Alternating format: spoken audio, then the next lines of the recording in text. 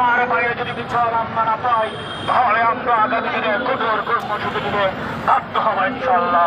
নাসরুম মিনাল্লাহি ওয়া ফাতহুন করিম। দেখা হবে রাজপথে, কথা হবে স্লোগানে। আপনারা জানেন এদেশের 95% মানুষ শূন্য জনতা। আমরা ছাত্র জেলার কর্মসূচি দিয়েছি মাত্র এক সপ্তাহ ধরে। আমাদের যুব সেনার কর্মসূচি আসবে, বাংলাদেশ ইসলামী ফ্রন্টের কর্মসূচি আসবে, আমাদের সুন্নাত আমাদের কর্মসূচি আসবে। যদি বিচার না হয় সর্বদলীয় ঐক্য আমাদের হবে এবং সর্বদলীয় কর্মসূচি আমাদের আসবে। আমরা চাই, আমরা কঠিন কর্মসূচি দিতে চাই না, আমার ভাইয়ের বিচার চাই। এই মুহূর্তে সরকার যেন আমাদের ভাইয়ের বিচার করে, আসামিদেরকে যেন গ্রেপ্তার করে। এই মুহূর্তে বক্তব্য নিয়ে আসছেন বাংলাদেশ ইসলামী ফ্রন্টের ঢাকা মহানগরের সম্মানিত সাধারণ সভাপতি আমাদের অ্যাডভোকেট হেলাল ভাই।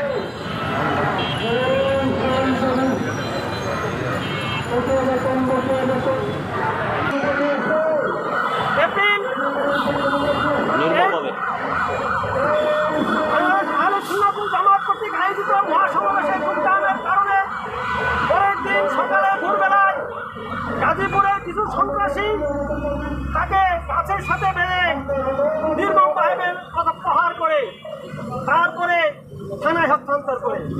কিন্তু দুঃখের পরিতাপের বিষয়, আইন থাকা সত্ত্বেও থানা কর্তৃপক্ষ তাকে সেবা প্রদান না করে এবং তাকে আটককারী এবং হস্তনষ্টকারী দুষ্কৃতিকারীদেরকে আটক না করে উল্টো আমার ভাইকে তৃষ্ণার্ত অবস্থায় মৃত্যুমুখে পতিত করতে বাধ্য করা হয়। দুঃখের পরিতাপের বিষয়, আজ পর্যন্ত সরকার থেকে কোনো পদক্ষেপ নেওয়া হয় নাই। আমাদের সংগঠন থেকে মামলা দেওয়ার ব্যবস্থা করলেও সরকার মামলা নেয়নি। উপরন্ত আমাদের দাবি দেওয়ার উপায় থানার কুলাঙ্গার ওসি গ্রেফতার করে। আমি সরকারের কাছে উদাত্ত আহ্বান জানাচ্ছি, এই ওসি সহ যেসব পুলিশ সদস্য সন্ত্রাসীদের সাথে আঘাত করে এই হত্যাকাণ্ডের সাথে সংশ্লিষ্ট হয়েছে তাদেরকে অবিলম্বে বরখাস্ত করতে হবে। আইন আছে, দণ্ডবিধির 188 ধারায় স্পষ্ট ভাষায় বলা আছে, যদি কোনো সরকারি কর্মকর্তা কর্মচারী এইরকম অপরাধের সাথে জড়িত হয় তাদের থেকে বরখাস্ত করতে হবে। বিষয় সরকার থেকে কোনো আজ পর্যন্ত কোনো পদক্ষেপ নেওয়া হয়নি।